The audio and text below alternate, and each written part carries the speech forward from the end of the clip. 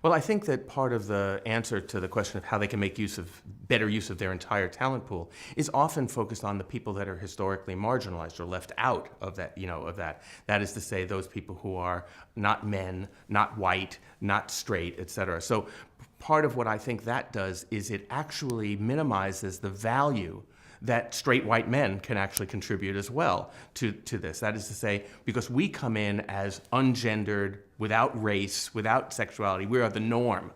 So so as a result, many men don't see that they have a stake, that they are stakeholders, that they have a place at the table of diversity. They think diversity means everyone else, not us.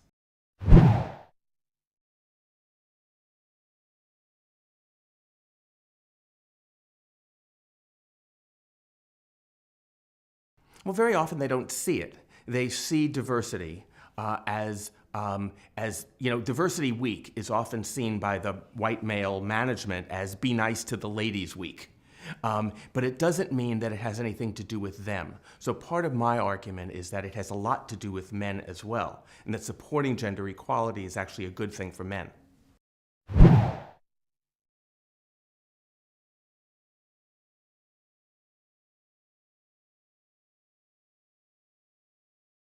There are two things. First of all, when we focus only on men and women in leadership, we miss the fact that many women are extremely different from one another, as are many men. So when we focus on men as leaders or women as leaders, we're missing the diversity that each group brings by race, by class, by background, by education, by perspective.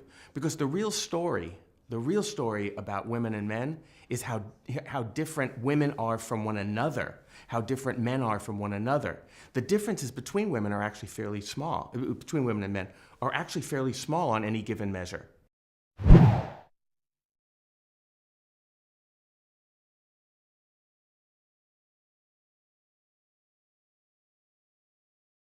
We're victims of stereotypes in two ways. One, we believe that women have gender, right? Women are gendered.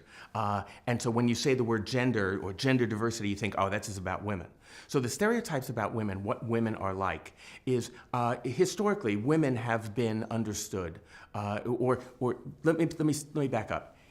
Historically, various traits and attitudes and behaviors have been coded as masculine or feminine, right? So in those old studies, for example, being assertive, ambitious, competent, those were coded as masculine. To be nurturing and kind and cheerful were considered feminine qualities. And so what that did was it created stereotypes about what men and women are like. Because you're a woman, I know that you are kind and nurturing and cheerful. Because I'm a man, you know I'm competent, ambitious, and assertive. What that does is it cuts us off from the other half of being human. And over the past 30 years, women have said, wait a minute, we're ambitious and assertive and competent. The next step is for men to say, oh yeah, and by the way, we're kind and cheerful and nurturing as well. Because that's human. And if men weren't, by nature, if we were not by nature kind and nurturing and cheerful, they wouldn't let us have kids.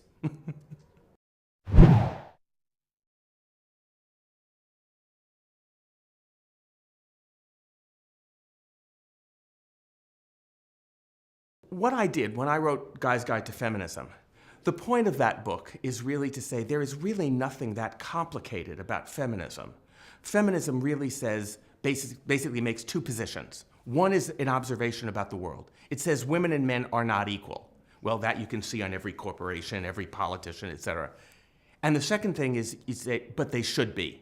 That's all it takes. But men seem to think it's so baffling and so confusing, and that feminists hate men. So my feeling is that, that we need to explain the idea of gender equality very simply to men. But the second part, and to say there's not only nothing scary here, but actually, if you embrace it, it's actually in your interest. It's actually a good thing for men. And that's part of what my work is about, is to explain why actually gender equality is in men's interests as well.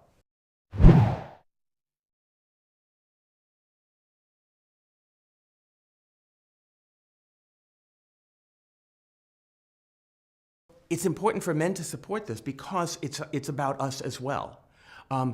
Women won't get the kinds of things that they want in the workplace, around gender equality in the workplace, unless men support it as well. So my side, though, is to say, but also it's in our interest to do that. It turns out that the more gender equal a marriage, the happier the men are. It turns out that the more gender equal the marriage, the better their children do in school, the happier their children are. It turns out that the more gender equal the marriage, the more sex they have. So this is a win-win. We think very often that gender equality is a win-lose. If women win, men are going to lose. And my position is exactly the opposite. This is a win-win. When women win, men win also.